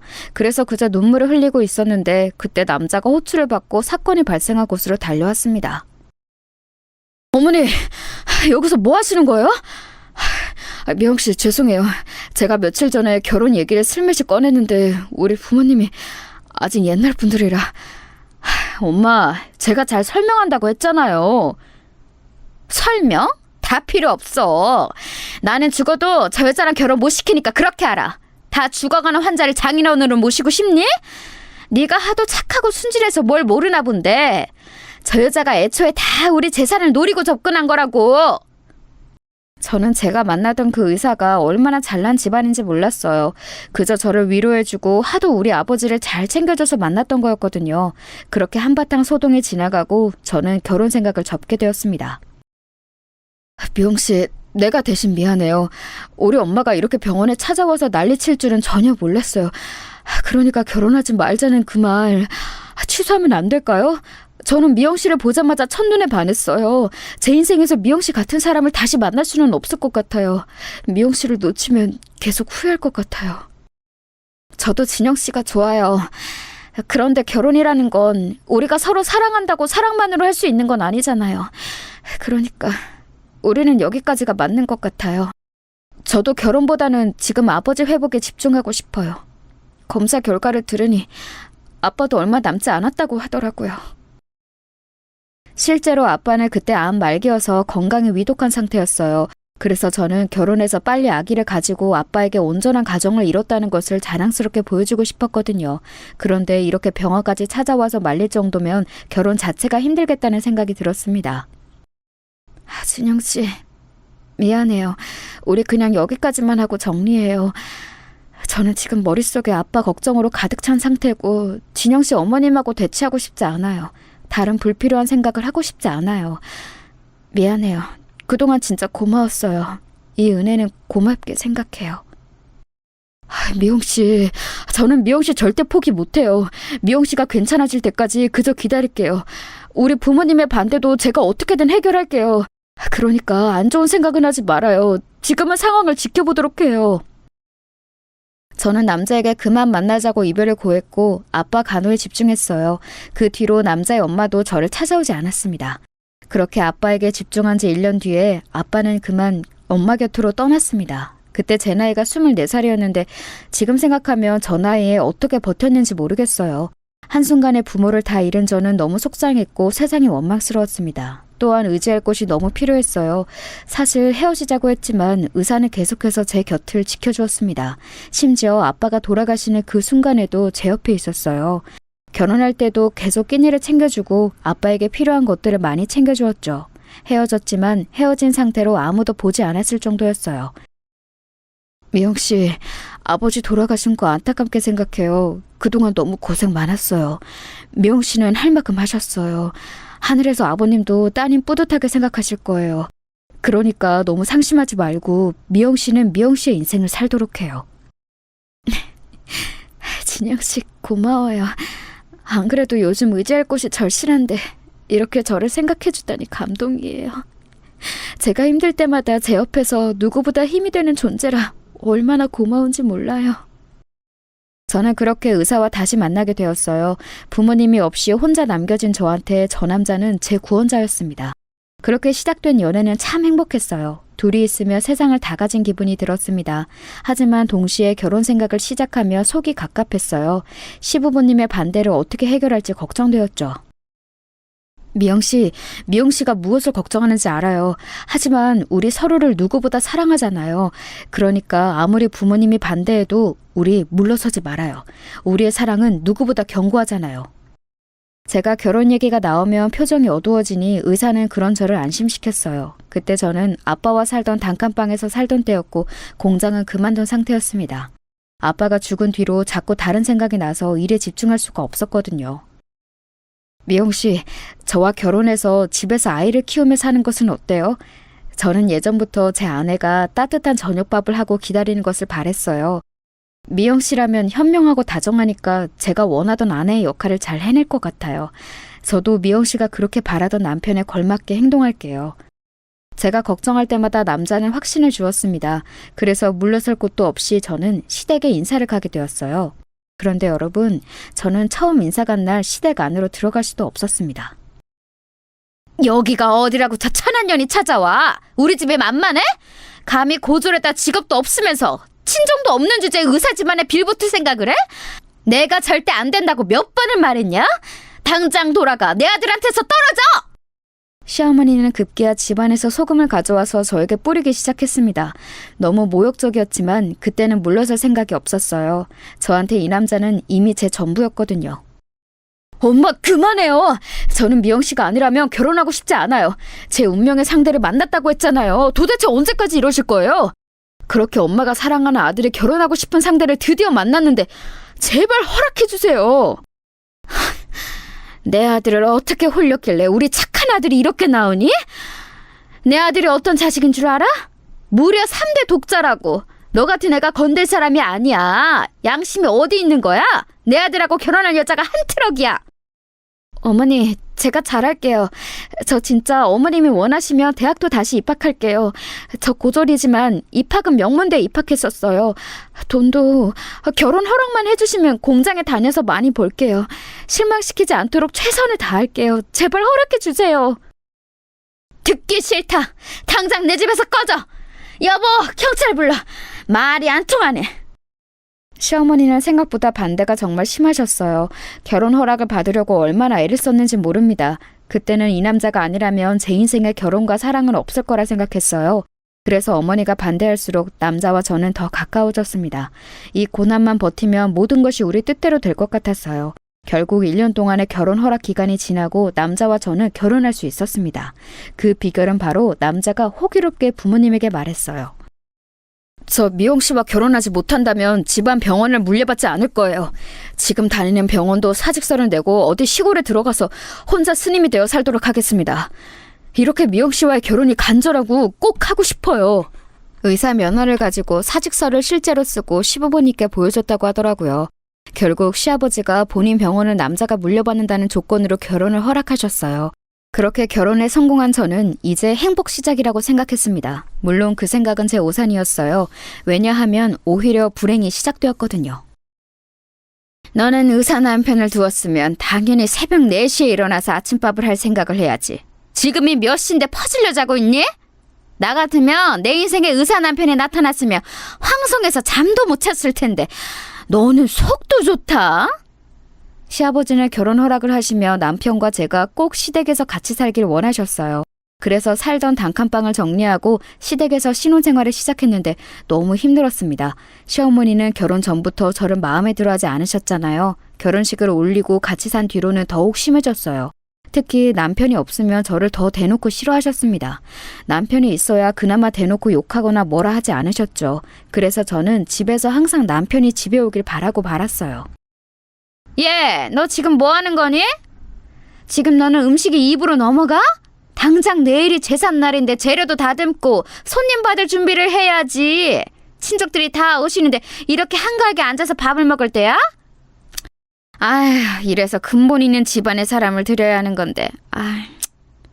심지어 시댁은 제사가 1년에 무려 14번이나 있었어요. 제삿날마다 온 친척들이 다 시댁으로 방문했습니다. 그 제사의 음식은 오로지 저 혼자 감당해야 했어요. 너무 힘들었는데 여기다 시부모님의 생신 그리고 명절까지 있는 달이면 잠을 자는 것이 아니고 기절하듯 잠들었답니다. 이렇게 힘든 날이 연속으로 지속되자 저는 점점 살이 빠지게 되었어요. 미영아, 우리 이제 슬슬 아기 가질 때도 되었는데 네가 너무 말랐어. 밥을 잘 챙겨 먹어야 해. 원래 산모가 건강해야 아이도 건강하게 자라거든. 알지? 남편과 결혼하고 바로 아기를 갖기를 원했는데 몸이 너무 힘들고 또 스트레스가 워낙 심해서 아기가 생기지 않았습니다. 이런 우리 부부를 보며 시어머니는 또 막말을 하셨어요. 이게 다 너한테 문제가 있어서 그런 거 아니니? 우리 아들한테는 문제가 없을 텐데. 그러게 몸 관리를 잘했어야지. 도대체 결혼하고 바로 아이를 가져서 대를 이을 생각은 안 하고 뭐 하는 거야? 벌써 다음 달이면 너희 결혼한 지 2년이 되는데 아직도 아이 소식이 없는 게 말이 되니? 죄송해요. 그래도 저희 노력하고 있어요. 저번에 남편이 일하는 대학병원에 가서 검진도 받았는데 둘 다 문제는 없다고 하더라고요. 마음을 편하게 가져야 한다고 해서 최대한 스트레스를 받지 않으려고 노력 중이에요. 어머님, 조금만 더 기다려주세요. 노력만 하면 어떡해. 당장 하루하루가 급하니 아이를 잘 갖도록 네가 노력해야지. 원래 임신은 여자 몸에 따라 다른 거야. 아휴, 이런 것도 알기는 하는 거야. 고졸이라 믿을 수가 있어야지. 아휴. 시어머니는 남편이 없으면 저를 앉혀놓고 종일 이런 자른 소리를 계속하셨어요. 그래서 나중에는 남편이 출근할 때가 되면 저는 자연스럽게 표정이 매우 굳고는 했습니다. 남편도 중간에서 얼마나 곤란했는지 몰라요. 당당하게 맞서고 싶어도 현실적으로 시부모님에게 지원을 많이 받고 있었고 남편이 시아버지 병원을 물려받을 예정이라 심하게 반발할 수도 없었답니다. 그러던 어느 날 드디어 그렇게 바랬던 임신을 하게 되었어요. 그래, 수고 많았다. 우리한테도 드디어 손주가 생기는구나. 친구 녀석들이 손주 자랑을 할 때마다 얼마나 부러우는지 몰라. 그래, 아가. 혹시 먹고 싶은 거 있으면 언제든지 말하렴. 알겠니? 제가 임신하자 시아버지의 태도가 한층 누그러지셨어요. 원래 되게 무뚝뚝하셔서 말씀도 많지 않으셨거든요. 그런데 임신 이후로는 저한테 너그럽고 다정하게 변하셨습니다. 그런데 이런 시아버지를 보고 시어머니는 제가 더 싫어졌나 보더라고요. 아유, 걸리적거려. 괜히 여기서 알짱거리지 말고 저리 가. 너 그리고 내가 화장실 청소 아까 하라고 했는데 안 했지? 임신했다고 집안일 안 할 생각은 하지도 마. 알겠어? 어째 임신 이후로 시어머니 행패는 날이 갈수록 더 심해졌어요. 그렇게 임신하라고 할 때는 언제고 저를 더 괴롭혔습니다. 나중에는 시어머니의 목소리만 들어도 깜짝 놀라고 손발이 떨릴 정도가 되었어요. 그러다 어느 김장을 하던 날이었는데 종일 쭈그려 앉아있으니 허리가 끊어질 것 같더라고요. 임신한 상태라 안 그래도 몸이 좋지 않았는데 잠깐 쉬려고 일어났더니 시어머니가 또 저에게 뭐라 하기 시작했습니다. 오늘 안에 김장 100포기 하라고 했잖아. 너는 어째 애가 그렇게 꾀만 부릴 생각을 하니? 임신한 게 대수야, 어? 시댁을 도대체 뭐로 보고 그러는 거야? 어머니, 그게 아니고 제가 지금 너무 허리가 아파서요. 10분만 쉬고 바로 다시 할게요. 어머니! 내 배! 어떡해! 시어머니는 제가 조금만 쉰다고 하자 저를 뒤로 밀어버렸어요. 몸이 무거운 상태였고 힘들게 일한 뒤라 저는 휘청거리며 넘어지게 되었습니다. 안정을 취해야 하는 시기에 저는 그만 오히려 유산을 하게 되었죠. 엄마, 도대체 미영이한테 왜 그러세요? 엄마가 원하던 임시까지 한 사람한테 이래도 되는 거예요? 미영이가 엄마 마음에 들지 않아도 제 마음에 든다고요. 제발 이제 며느리로 받아주세요. 내가 일부러 그런 것도 아니고 그냥 나는 며느리가 김장하느라 힘드니까 그저 조금 쓰다듬어서 안마해주려고 한 건데 아들, 네가 어떻게 엄마한테 그러니? 엄마는 너무 속상해. 여보, 당신은 나 믿지? 며느리만 믿는 거 아니지? 아가, 너도 참 무섭다. 어떻게 그러니? 아이를 유산하게 된 저는 너무 슬펐어요. 어렸을 때부터 온전한 가정을 이루고 싶은 마음이 매우 컸는데 다른 사람도 아니고 시어머니 때문에 아이를 잃은 거잖아요. 그래서 울분을 토하며 남편에게 있었던 일을 털어놓았습니다. 그러자 시어머니는 오히려 눈물을 보이며 억울해하더라고요. 그 모습을 보고 얼마나 어이가 없었는지 몰라요. 그 뒤로 저는 시어머니만 보면 온몸이 굳어 아무것도 할 수가 없었어요. 스트레스가 심해서 몸무게도 너무 많이 빠지게 되었죠. 그런 저를 보고 남편은 이대로는 안 되겠다고 생각했나 봐요. 미영아, 내가 아버지한테 말했어. 우리 이제 분가하자. 분가하고 우리끼리 살면서 가정을 이루는 게 훨씬 나을 것 같아. 아버지도 네가 유산한 것을 보고 내 의견에 동의하셨어. 우리 엄마가 그동안 너한테 시집살이 했던 거 대신 사과할게. 미안하다. 아이를 잃고 심한 우울증에 시달렸던 저는 그나마 남편이 있어서 버틸 수가 있었어요. 아이에 대한 갈망은 그 누구보다 제가 제일 심했거든요. 엄마 없이 자란 저는 아이에 대한 욕망이 심했는데 유산해서 제정신이 아닌 상태였습니다. 그런 저를 위해 남편이 시아버지에게 말해서 분가를 하게 되었어요. 그런 상태로 시댁 행사에 참여하지 않고 제 회복에 힘을 쓰게 되었습니다. 그리고 임신을 다시 준비했는데 도저히 아이가 생기지 않았어요. 미영아, 검사 결과 나왔어. 우리 자연적으로 임신은 이제 힘들 것 같아. 시험관을 통해서 시도해보자. 쉽지 않은 결정이지만 이왕 가지기로 한 거 끝까지 해보자. 미영이 너와 나 사이에 아이가 생긴다면 정말 행복할 것 같아. 여보, 나 이번에 만약 아이가 생기면 진짜 최선을 다해서 키울 거야. 내가 얼마나 아이에 대한 욕망이 심한지 알지? 시험관? 나는 아무 상관없어. 우리가 아이를 가질 수만 있다면 더한 것도 할 수 있어. 자연적으로 임신은 더 힘들다는 검진 결과가 나왔고 남편과 저는 시험관으로 아이를 가질 준비를 시작했어요. 자연 임신이 힘든 만큼 시험관 임신도 참 힘들었습니다. 하지만 그럴수록 남편과 저는 서로를 의지하며 버텼어요. 그리고 마침내 시험관으로 힘들게 아기를 가지게 되었습니다. 그래, 우리 아들하고 며느리 둘 다 고생 많았다. 이번에는 부디 몸조리를 잘해서 출산까지 아무 일 없이 건강하게 낳도록 하자. 명희, 네가 힘들면 우리 집 행사에 임신기간 동안 오지 않아도 된다. 시아버지는 그런 저를 위해 무려 제사와 명절 때도 원할 때만 오라고 하셨어요. 저를 생각해 주신 시아버지 덕분에 저는 아주 편하게 태교할 수 있었습니다. 이 점이 시어머니의 심기를 건들 줄은 전혀 몰랐죠. 그 상태로 저는 아이를 출산했는데 아이의 성별은 딸이었어요. 사실 저는 속으로 내심 딸이 태어나길 원했습니다. 왜냐하면 같은 성별이라 공감대도 더 많아 보였고 말도 잘 통할 것 같았거든요. 그래도 만약 아들이 태어났어도 실망하거나 그러지는 않았을 거예요. 너무 바랬던 아이라 성별이 크게 중요하지 않았거든요. 물론 딸이라면 더 좋았겠지만 아들이어도 싫지는 않았을 거라 확신해요. 남편도 저와 같은 마음이었습니다. 아이야 가질 수 있으면 더 가져도 되는 거니까요. 그런데 시어머니는 전혀 아니었나 봐요. 대를 이어야 하는데 무슨 딸을 낳니? 아유, 아들을 낳아야 네 남편을 이어 의사가 되어 병원을 이어봤지. 딸을 낳으면 그게 무슨 소용이야? 다음에는 노력해서 아들을 가져라. 어머니, 그래도 딸도 소중한 자식이잖아요. 딸도 귀엽고 예쁘니까 너무 미워하지 마세요.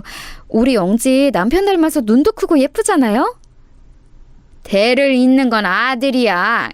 아우, 꼴도 보기 싫으니 저리 치워라. 임신기간 내내 시댁은 오지도 않더니 그래놓고 낳은 건 딸이야? 참 기가 막혀. 시어머니는 우리 딸들 대놓고 미워하셨어요. 시아버지가 그래도 딸을 예뻐하셔서 시댁에 시간이 나면 자주 갔는데 시어머니는 한 번도 우리 아이를 안아준 적이 없습니다. 애가 울음소리가 큰 거 보니까 크게 될 아이인가 보다. 우리 진영이를 따라 의사가 되면 얼마나 좋을까. 요즘은 여자 의사도 많으니까 기대가 된다. 여보, 무슨 소리를 하는 거야? 당연히 아들이 이어야지. 다음에는 아들을 낳을 수 있을 거야. 그리고 아기 너무 그렇게 안고 있지 마. 버릇 나빠지니까. 여자 목소리가 원래 담을 넘으면 안 되는 건데 쟤는 누구 닮아서 저렇게 울음소리가 큰 거야? 엄마, 그래도 제 자식인데 예뻐해 주세요. 아들이 아니어도 딸도 요즘은 대를 잇고 그래요. 아기도 사람이라 다 감정이 있는데 너무 미워하면 명지도 상처받아요. 상처를 받고 말고 그게 뭐가 중요해. 중요한 건 바로 아들이 아니라는 거지. 아우, 됐다. 나는 할 말 없다. 보기 싫으니 내가 피해야지. 시어머니는 급기야 나중에는 제가 딸을 데려가면 방으로 피신하기도 하셨어요. 제가 만약 혼자 방문할 때는 제 얼굴도 보지 않으셨죠. 저도 사람이라 당연히 상처를 받았습니다. 하지만 시어머니는 그런 제 반응을 신경도 쓰지 않았고 심지어 딸이 크면서 더 미워하는 게 심해졌습니다. 그러다 제가 더는 못 참고 이혼하게 된 계기가 발생했어요. 그날은 명절 전이라 제가 미리 가서 음식을 준비하고 있었습니다. 딸이 그때 8개월이라 많이 어렸어요. 아직 어른들이 먹는 음식을 다 먹이지는 않고 있던 상태였습니다. 그런데 제가 요리하느라 정신없는 사이 시어머니가 어른들이 먹는 김치를 딸한테 먹이더라고요. 매운 게 입에 들어간 딸은 숨을 헐떡거리며 울기 시작했어요. 어머니, 영지한테 뭐 먹이셨어요? 혹시 김치 먹이셨어요? 아직 너무 아기라서 물에 씻은 김치도 먹이면 안 되는데. 어떡해. 아가 괜찮아? 세상에 어떡하지? 아니, 너무 어릴 때부터 그렇게 가래서 먹이면 아이한테도 좋지 않아. 너는 왜 그렇게 애가 유난이니? 나는 우리 진영이 키울 때 그렇게 유난으로 키우지 않았어. 애를 좀 방목하며 키워야 잘 자라지. 우리 아들 봐라. 그러니까 의사 됐잖아. 그건 나중 일이고요. 지금은 우리 딸 겨우 8개월이잖아요. 아무리 제가 싫고 딸이 마음에 들지 않으셔도 이렇게 매운 김치를 먹이시면 어떡해요. 어머니, 진짜 너무하시네요. 뭐? 너 말 다 했어? 지금 시어머니한테 소리를 질러? 너 미쳤어? 어? 지금 뭐 하자는 거야? 딸 낳은 게 자랑이니? 어? 엄마 없이 자란 걸 이렇게 티내는 거야? 네? 지금 뭐라고 말씀하셨어요? 어머니, 말씀이 매우 지나치시네요. 아무리 그래도 그런 말을 저한테 어떻게... 어머니가 저 마음에 들어하지 않는다는 거 저도 아는데요. 그래도 이러시면 안 되는 거죠. 내가 없는 말을 지어냈냐? 네 딸도 너처럼 잘하는 거 아니니? 아유, 꼴도 보기 싫어. 저는 시어머니의 막말에 너무 큰 상처를 받았어요. 충격의 눈물이 하염없이 흘렀는데 시어머니는 그런 제 딸과 저를 꼴도 보기 싫다고 하셨죠. 순간 머릿속에 많은 생각이 스쳐 지나갔습니다. 제가 아무리 정상적인 가정을 꿈꾼다고 해도 이런 시어머니와 남은 인생을 함께할 수는 없었어요. 우리 딸한테도 그건 못할 짓이라고 생각했죠. 남편과의 관계도 문제가 없었고 시아버지는 다정했지만 시어머니를 더는 견딜 수가 없었습니다. 그렇게 저는 이혼을 하게 되었어요. 미영아, 내가 입이 10개라도 할 말이 없어. 나는 너와 이혼하기 싫어. 그런데 내가 하기 싫다고 상처받은 너를 붙잡는 것은 너한테도 못할 짓이라고 생각한다. 그동안 나와 살아줘서 고마워. 우리 서류상으로 이혼해도 인연을 끊지는 말자. 나는 너를 아직 사랑해. 나도 당신은 최고의 남편이자 아빠라고 생각해. 당신 엄마가 싫어서 이혼하는 거지 당신과의 인연의 끈이 끊어진다고는 생각하지 않아. 내가 얼마나 정상적인 가정을 꿈꿨는지 알지? 우리 영지를 위해서도 우리 계속 연락하자. 당연하지. 내가 미영이 너를 사랑하는 것처럼 영지도 무척 사랑해. 우리가 영지를 가지려고 얼마나 노력했는지 기억나지? 영지를 위해서라도 계속 연락하자. 적어도 우리가 딸한테 부끄러운 엄마와 아빠가 되기는 싫어. 제가 시어머니에게 시집살이를 너무 크게 당했던 것을 남편은 이미 알고 있었어요. 그래서 저를 미안해서 붙잡지 못한다고 했죠. 남편도 저도 딸을 가지려고 노력을 했었기에 연락을 끊지는 않았습니다. 실제로 이혼하고 제가 딸과 같이 살 수 있도록 아파트도 얻어주었어요. 여보, 고마워. 앞으로 영지 키우면서 나도 자립할 수 있도록 노력할게. 당신은 진짜 어머니만 아니었으면 내가 절대 이혼하지 않았을 거야. 아니야, 우리 엄마는 내가 어렸을 때부터 유난히 심했어. 그리고 미영아, 나는 네가 일하지 않았으면 좋겠어. 내가 돈을 충분히 줄 수 있으니까 영지를 위해서라도 집에서 편하게 있어. 너는 항상 엄마의 손길을 원했잖아. 정말 그래도 될까? 그럼 나중에 영지가 학교에 가서 내가 시간이 생길 때까지는 고맙게 도움을 받을게. 실제로 남편은 월마다 돈도 넉넉하게 보내주었어요. 시간이 나면 집에 와서 영지와 놀아주고 여행도 같이 다녔습니다. 이혼하며 연락처를 아예 바꿔서 시어머니와 연락은 더하지 않았습니다. 오히려 시부모님과 연락은 안 하고 남편과 있는 시간이 늘어나서 사이는 더 좋아졌어요. 우리가 낳았지만 진짜 우리 영재 천재 아니야? 내 새끼인데 너무 똑똑하고 사랑스러워. 내가 매일 같이 있지 못해줘서 미안해. 나중에 시간이 많이 흐르면 그때 우리 다시 합치자. 그리고 영지 키우면서 필요한 게 있으면 언제든지 말해. 그렇게 남편과 저는 틈만 나면 만나서 같이 영지를 키웠어요. 우리 딸은 제 인생에 있어 가장 큰 축복이었습니다. 만약 영지가 없었으면 저는 정상적인 삶을 살 수 없었을 거예요. 아이가 저한테 미친 영향은 그 정도로 엄청났어요.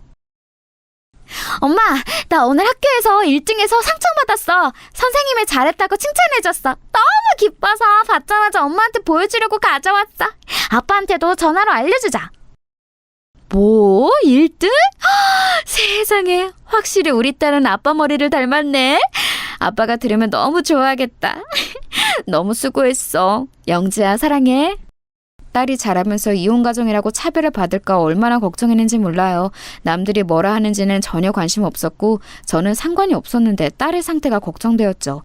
그런데 다행히 남편과 제 사랑을 듬뿍 받고 자란 딸은 본인의 부모가 이혼 상태라는 것을 정확히 알고 있었어요. 이혼 가정이 뭐라고 뒤에서 뭐라 하는 거지? 엄마, 나는 남들이 우리 가족에 대해 뭐라 하든지 아무 신경이 쓰이지 않아. 중요한 것은 엄마랑 아빠가 나를 얼마나 사랑하는지가 중요하지. 안 그래? 아유, 우리 딸 엄마 닮아서 말도 잘하네. 그렇지, 그게 제일 중요한 거야. 그러니까 남자들이 하는 말은 전혀 신경 쓰지 않아도 돼. 영재야, 뭐 필요한 거 없어? 아빠가 다 사줄게. 이혼했어도 일주일에 적어도 3번은 만나던 사이라 남편과 사이는 아주 좋았어요. 남편도 딸을 무척 사랑했고 딸도 이혼한 부모지만 다 이해해 주었죠. 심지어 딸은 아주 똑똑해서 학교에서 성적도 높게 받았습니다. 진짜 저는 우리 영지를 키우는 재미로 살았다고 해도 과언이 아니에요. 애지중지 키운 우리 딸이 고등학교를 졸업하던 날에는 제가 다 눈물이 나오더라고요. 엄마가 왜 울고 그래? 나는 눈물이 안 나와. 그동안 나 키우느라 고생했어. 그러니까 그만 울어. 내가 너를 어떻게 가지고 낳아서 키웠는지 갑자기 실감이 나. 우리 영지가 이제 성인이라고?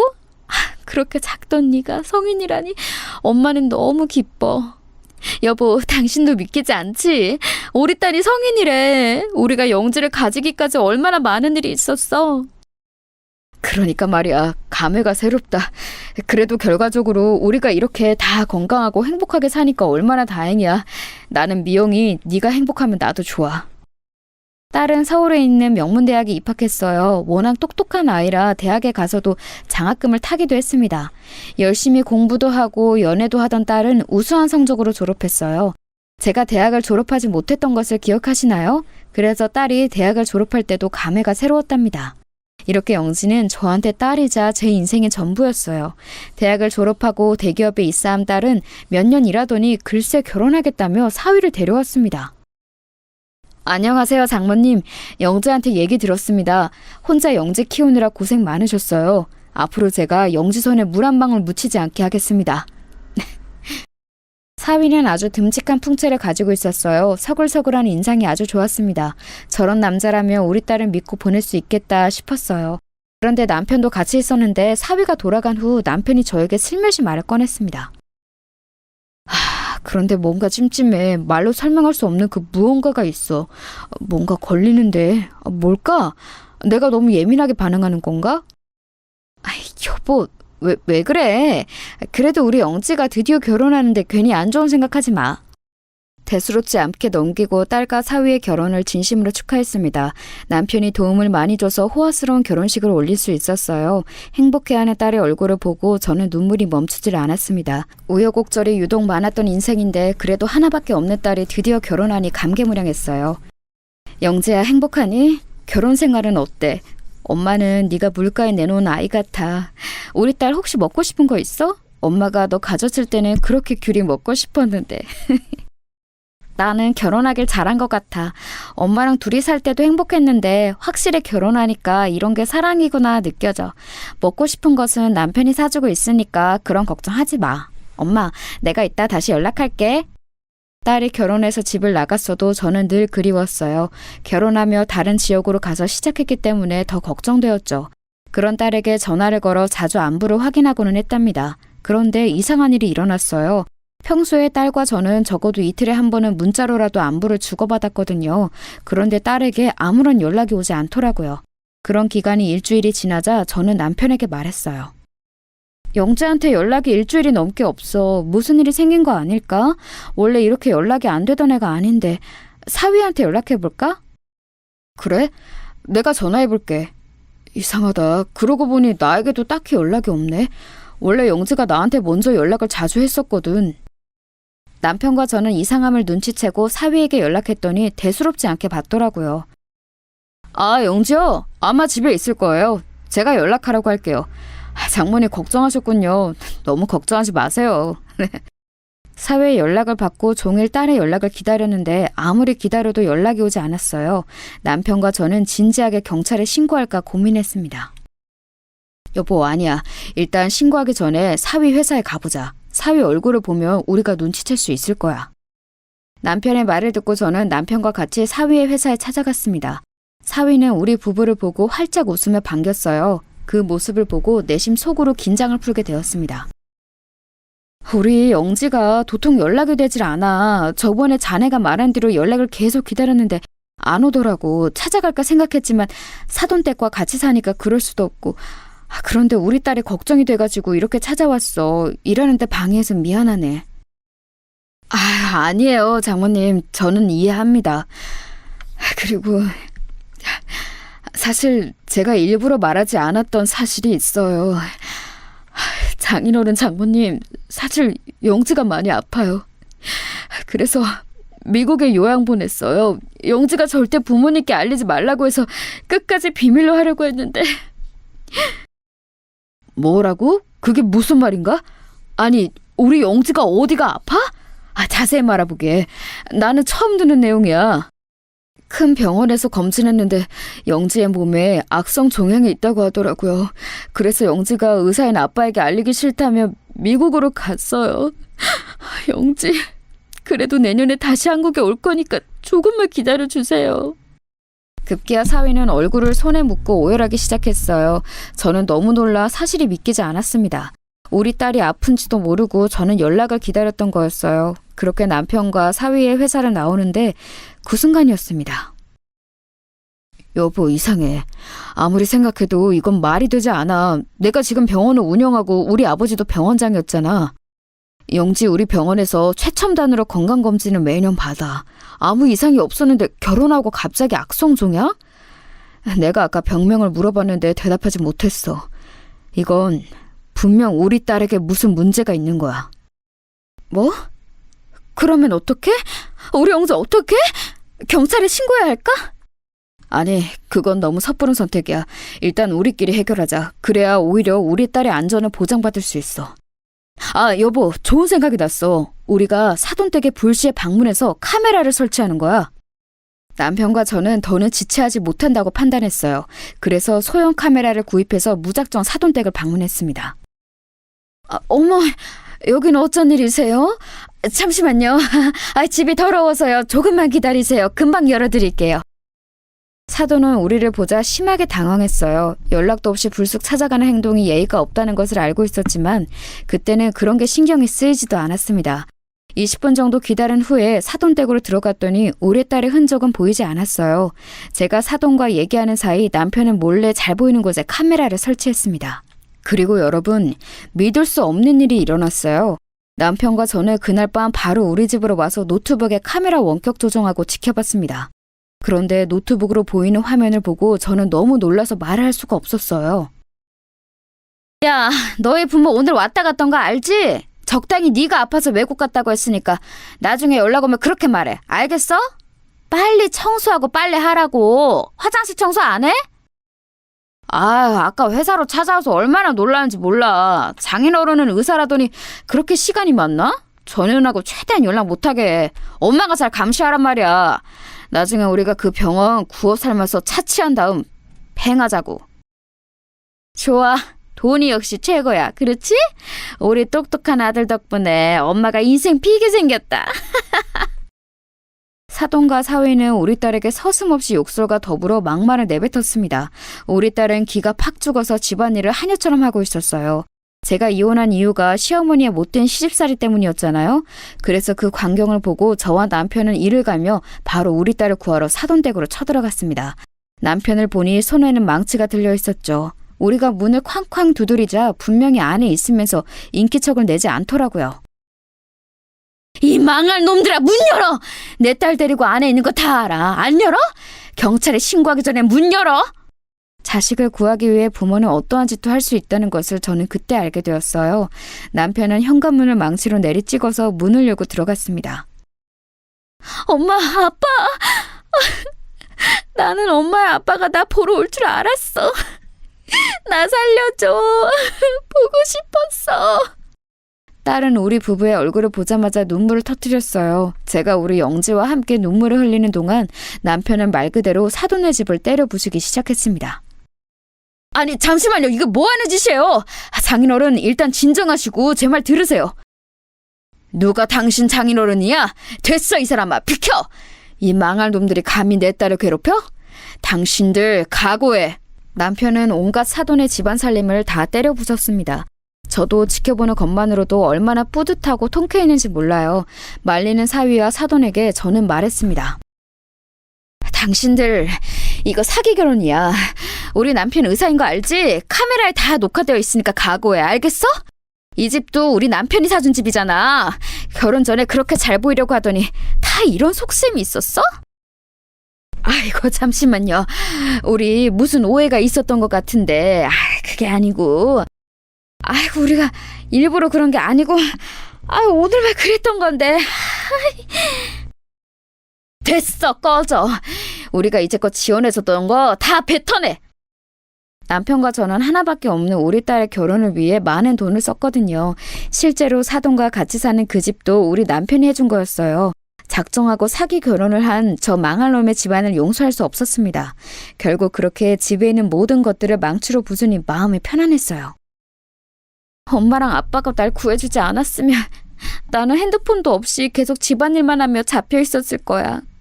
진심으로 고마워. 역시 가족이 최고야, 그렇지? 망치로 집안을 돌아다니며 때리던 아빠가 마치 슈퍼맨처럼 느껴졌어. 네 아빠가 다른 사람은 몰라도 영지 너한테는 언제나 진심이잖아.